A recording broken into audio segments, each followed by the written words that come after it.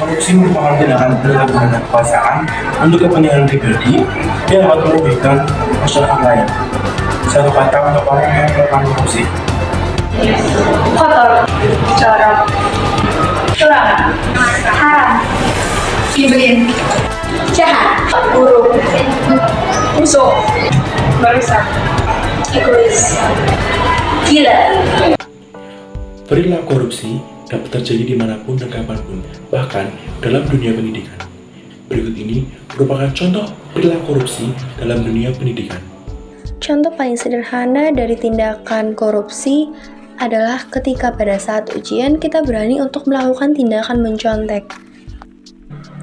Contoh tindakan korupsi yang kedua itu ketika kita sebagai anak berani untuk berbohong kepada orang tua kita demi kita bisa berliburan dengan alasan untuk membayar UKT. Guys, kita liburan yuk. Kemarin aku habis lihat di FYP TikTok. Ih, bagus banget. Iya. Tapi aku nggak punya uang.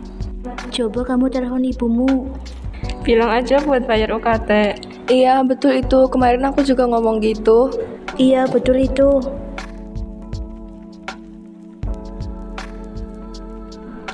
Assalamualaikum Bu.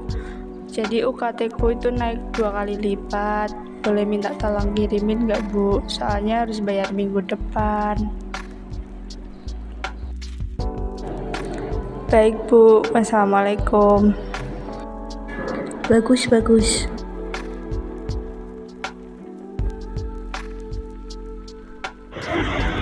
Penyebab terjadinya korupsi itu yang pertama karena adanya faktor kekuasaan dan monopoli yang tidak diatur dengan terarah. Penyebab berikutnya yaitu karena tekanan sosial dan menyebabkan pelanggaran norma-norma. 3. Teori solidaritas sosial. Teori ini dikembangkan oleh Emil Durkheim tahun 1858 sampai 1917. Teori ini memandang bahwa watak manusia sebenarnya bersifat pasif dan dikendalikan oleh masyarakatnya. Faktor penyebab korupsi antara lain adalah kesempatan, keserakahan, pengungkapan, dan kebenaran.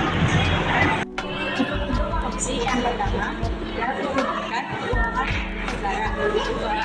Suap menyuap, tidak penggelapan dalam jabatan, pemerasan.